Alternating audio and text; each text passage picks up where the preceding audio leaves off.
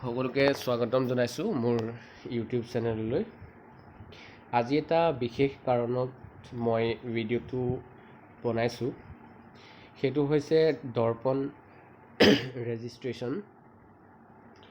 যিটো ৰেজিষ্ট্ৰেশ্যনৰ কাৰণে বৰ্তমান সময়ত এটা প্ৰব্লেম দেখা পাই আছোঁ আমি, সেইটো হৈছে প্ৰথমতে মই আপোনালোকক ক'বলৈ বিচাৰিছোঁ দৰ্পণ ৰেজিষ্ট্ৰেশ্যনটো আচলতে হয় কি। দৰ্পণ ৰেজিষ্ট্ৰেশ্যনটো আসাম হায়াৰ ছেকেণ্ডেৰী কাউন্সিলৰ পৰা অহা এটা ৰেজিষ্ট্ৰেশ্যন হয়, যিটো চৰকাৰী ৰেজিষ্ট্ৰেশ্যন, যিটো ফাৰ্ষ্ট ইয়েৰ অৰ্থাৎ যিবিলাক ল'ৰা ছোৱালীয়ে মেট্ৰিক পাছ কৰি ইতিমধ্যে কলেজ বা বিভিন্ন হায়াৰ ছেকেণ্ডেৰীত নামভৰ্তি কৰিছে বা যিকোনো জুনিয়ৰ কলেজে হওক সকলোতে নামভৰ্তি কৰিছে, তেওঁলোকৰ নিজৰ নাম আৰু মাৰ্কশ্বিট আৰু নিজৰ সম্পূৰ্ণ ডিটেইলখিনি কি কৰিব লাগে, তাত দৰ্পণত এণ্ট্ৰি কৰিব লাগে আৰু তাৰ জৰিয়তেহে যিকোনো ধৰণৰ ইনষ্টিটিউশ্যনত নিজৰ নাম অন্তৰ্ভুক্ত কৰিবলৈ আবেদন কৰিব লাগে, অৰ্থাৎ এক প্ৰকাৰৰ আবেদন। এতিয়া কথাটো হ'ল দৰ্পণ ৰেজিষ্ট্ৰেশ্যন ইতিমধ্যে বন্ধ কৰি দিয়া হৈছে চৰকাৰৰ ফালৰ পৰা,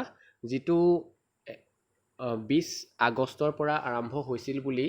আমি জানিব পাৰিছোঁ আৰু 31 আগষ্টলৈকে আছিলে, যদিও 31 আগষ্টৰ আগবেলাৰ সময়ৰ পৰা ই প্ৰায় নিষ্ক্ৰিয় হৈ গৈছে বা ইয়াক লোড দিব পৰা হোৱা নাই এই ৱেবছাইটটোত। তাৰপিছত প্ৰায় বন্ধ হৈ গৈছে, গতিকে 30 তাৰিখলৈকে খুব স্মুথলি কাম চলি আছিল আৰু 30 তাৰিখলৈকে যিবিলাকে কৰিলে তেওঁলোকৰ কাম হৈ গৈছে ইতিমধ্যে। আৰু 31 তাৰিখে একেবাৰে পুৱাতেই 9-10 বজালৈকে যিখিনি মানুহ ল'ৰা ছোৱালীয়ে ইয়াতে ৰেজিষ্ট্ৰেশ্যন কৰিছিলে তেওঁলোকৰ ৰেজিষ্ট্ৰেশ্যনো ইতিমধ্যে হৈ গৈছে। কিন্তু এতিয়া কথা হ'ল, যিসকল ষ্টুডেণ্ট এই দৰ্পণ পৰ্টেলত নিজৰ নাম অন্তৰ্ভুক্তি কৰিবলৈ থাকি গ'ল, তেওঁলোকৰ কি গোটেই শৈক্ষিক বছৰটো লছ হ'ব নেকি, বা তেওঁলোকে পঢ়িবলৈ নাপাব নেকি? গতিকে এই প্ৰশ্নটো সকলোতে উত্থাপন হৈ আছে, সকলোৱে সুধি আছে। গতিকে তাৰ বিষয়ে মই যিমানখিনি কথা জানো সেইখিনি মই এই ভিডিঅ'টোৰ যোগেদি আপোনালোকৰ লগত শ্বেয়াৰ কৰিবলৈ বিচাৰিছোঁ।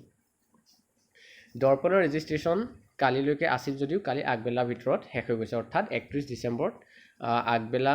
ৰাতিপুৱা প্ৰায় 10 মান বজালৈকে কাম চলি আছিল যদিও তাৰপিছৰ পৰা ৱেবছাইটটোৱে অলপ খেলি মেলি কৰিবলৈ আৰম্ভ কৰি দিলে, অৰ্থাৎ লোড বেছি পৰাৰ বাবে হয়তো বা লাষ্ট ডেটত এনেকুৱা ধৰণৰ হোৱা প্ৰায় ৱেবছাইটতে আমি দেখিবলৈ পাওঁ। কিন্তু তাৰপিছত 4 বজাত সম্পূৰ্ণৰূপে ইয়াক বন্ধ কৰি দিয়া হ'ল আৰু বহুত ল'ৰা ছোৱালী এই দৰ্পণ ৰেজিষ্ট্ৰেশ্যনৰ পৰা বাদ পৰি গ'ল। এতিয়া কথা হ'ল তেওঁলোকৰ কি হ'ব? গতিকে সেই বিষয়ে আমি যদি ৱেবছাইটত আমি বিচাৰি চাওঁ, ইয়াত আমি প্ৰথমতে আপোনালোকক দেখাবলৈ বিচাৰিছোঁ কণ্টিনিউ এজ এ ষ্টুডেণ্ট। যদি আমি ইয়াত চিলেক্ট কৰোঁ তেতিয়া আপোনালোকে দেখিবলৈ পাব এই বস্তুটো আহিছে, অকল লগ ইন পৰ্টেলটো আহিছে, অৰ্থাৎ যিসকলে ৰেজিষ্ট্ৰেশ্যন কৰিলে তেওঁলোকে ইতিমধ্যে ইয়াত লগ ইন কৰি নিজৰ ইনফৰ্মেশ্যনছখিনি চাব পাৰিব আৰু নিজৰ য'ত য'ত এপ্লাই কৰিছে সেইখিনি চাব পাৰিব। কিন্তু ইয়াৰ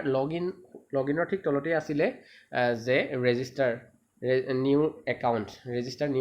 এনেকৈ বুলি, গতিকে সেই বস্তুটো ইতিমধ্যে ইয়াত নাই। এতিয়া কি হ'ব, তেওঁলোকে কি কৰিব লাগিব? তেওঁলোকৰ বাবে যি ৱেবছাইটত কোৱা আছে, মই সেই বস্তুটোৰ বিষয়েহে একজেক্টলি ক'বলৈ বিচাৰিছোঁ। যদি আমি লিখোঁ, আমি চাৰ্চ কৰি চাওঁ যে last date for registration at Darpan, যিটো মই বাৰে প্ৰতি চাৰ্চ কৰি থকাৰ কাৰণে দৰ্পণ শব্দটোৱে আহি গৈছে। চ' মই চাওঁ আছাম।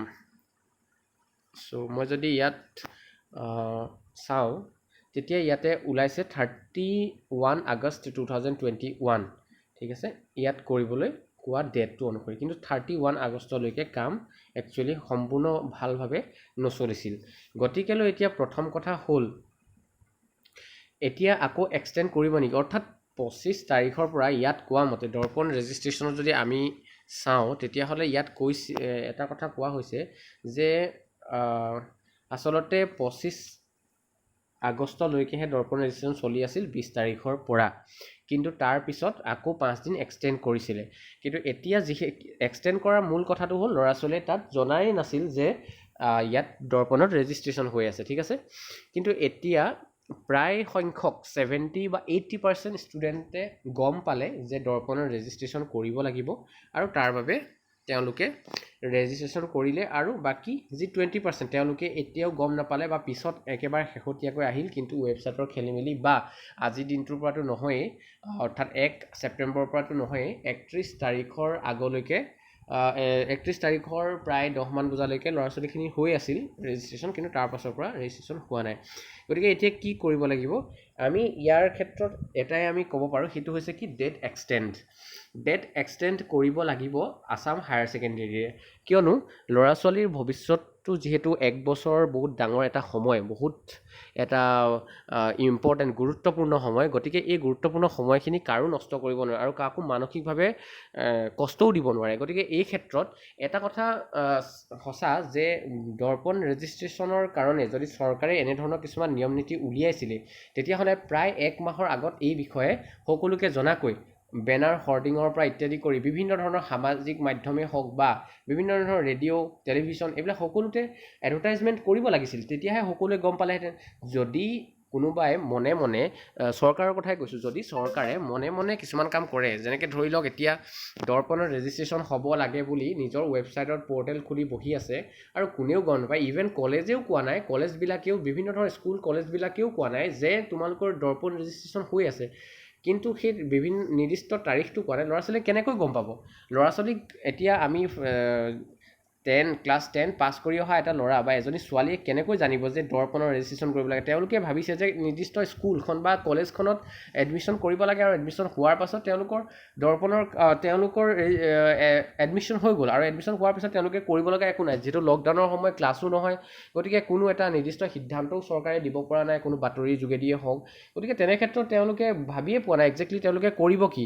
গতিকে এই ক্ষেত্ৰত মই ভাবোঁ চৰকাৰে এনেকুৱা ধৰণৰ ব্যৱস্থাবিলাক কৰোঁতে বিভিন্ন ধৰণৰ মাধ্যমৰ যোগেদি আমাৰ যিহেতু অসমত বহুত এনেকুৱা নিউজ চেনেলছ আছে যিবিলাকত যদি সেই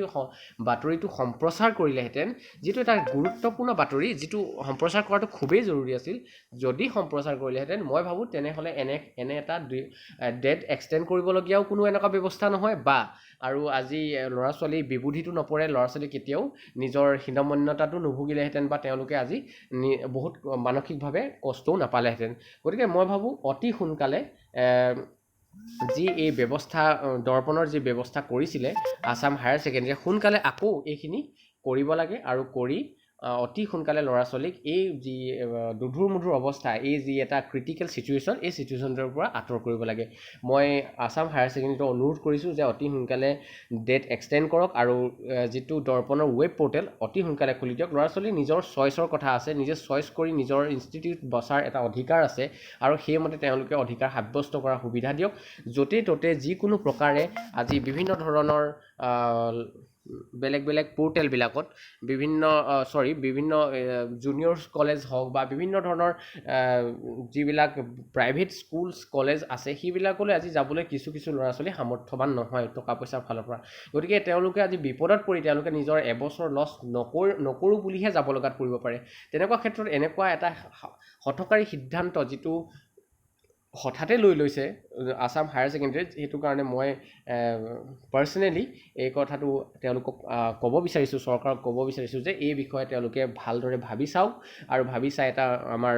যি এডুকেশ্যন মিনিষ্টাৰ আছে তেওঁলৈ মই এটা অনুৰোধ কৰিছোঁ যে তেওঁ সোনকালে এই দৰ্পণৰ যি পৰ্টেল সোনকালে খোলাৰ ব্যৱস্থা কৰক আৰু খুলি আকৌ কণ্টিনিউ কৰি কমচে কম নিউজত দিয়ক যে আমি অহা 5 ছেপ্টেম্বৰলৈকে আমি দৰ্পণ ৰেজিষ্ট্ৰেশ্যন কৰিছোঁ মানে খোলা ৰাখিম আৰু সেই বিষয়ে সোনকালে সকলোকে সজাগ কৰিবলৈ এটা এডভাৰটাইজ চলাওক এডভাৰটাইজ নচলালে ল'ৰা ছোৱালী কেনেকৈ গম পাব মাক দেউতাকে কেনেকৈ গম পাব সকলো মাক দেউতাকটো মোবাইলৰ লগত জড়িত নাথাকে সকলো ল'ৰা ছোৱালীটো মোবাইল পিটিকি নাথাকে সকলো ল'ৰা ছোৱালীটো কলেজৰ ল'ৰা ছোৱালী শিক্ষক শিক্ষয়িত্ৰীয়ে হওক বা কলেজৰ অথৰিটিয়ে হওক কোনো ল'ৰা ছোৱালীকটো সকলোকে ফোন কৰি জনাব নোৱাৰে কিয়নো 1000 1200 2000 ল'ৰা ছোৱালীয়ে কলেজত এপ্লাই কৰিব কোনো ইনষ্টিটিউটত এপ্লাই কৰিব তেওঁলোকে ইমানখিনি ল'ৰা ছোৱালীক ফোন কৰি মেছেজ কৰি জনোৱাটো সম্ভৱ কোনো কাৰণতে নহয় গতিকে মই ভাবোঁ অতি সোনকালে এই বিষয়ে অলপ চিন্তা চৰ্চা কৰি দৰ্পণৰ যি ব্যৱস্থা সেইটো সোনকালে অনলাইন অ'পেন কৰিব লাগে মই এয়াই দাবী জনাইছোঁ আৰু যদি এই দাবীটো আপোনালোকে যিসকল ভিউৱাৰ্ছে এতিয়া চাই আছে যে ভাবে যে হয় এই কামটো হ'ব লাগে আৰু এনেধৰণৰ যি মনোপলি ছিষ্টেম এক প্ৰকাৰ ক'বলৈ গ'লে এইখিনি মনোপলি এনেকৈ হ'ব নালাগে মানে হঠাতে কিবা এটা সিদ্ধান্ত গ্ৰহণ কৰিব নালাগে যে আজি দৰ্পণ কৰিছোঁ কাইলৈ কিবা কৰিম এনেকৈ অনলাইন কাৰবাৰবিলাক এনেকৈ হ'ব নালাগে মানে অনলাইন কাৰবাৰবিলাক সদায় এটা সুচিন্তাৰে সময় লৈ সময় নিৰ্ধাৰিত কৰি ভালদৰে সকলোতে এডভাৰটাইজমেণ্ট কৰি সকলো চুকে কোণে অসমৰ প্ৰত্যেকটো জেগাতে যাতে এই ইনফৰ্মেশ্যনটো পাইগৈ সেই কথাটো খেয়াল ৰাখিহে কৰিব লাগে বুলি মই ভাবোঁ আৰু যিয়ে মোক সমৰ্থন কৰে যিয়ে এই ভিডিঅ'টো চাই কথাখিনি গুৰুত্বপূৰ্ণ বুলি ভাবিছে সমৰ্থন কৰিব লাগে বুলি ভাবিছে তেওঁলোকে এই ভিডিঅ'টো শ্বেয়াৰ কৰিব পাৰে চ' থেংক ইউ ছ' মাছ মই যিখিনি মোৰ ফালৰ পৰা মই জানিছিলোঁ বুজিছোঁ সেইখিনি কথা মই এই ভিডিঅ'টোৰ জৰিয়তে শ্বেয়াৰ কৰিলোঁ সকলোকে ধন্যবাদ জনাইছোঁ আৰু ভিডিঅ'টো সামৰণি মাৰিছোঁ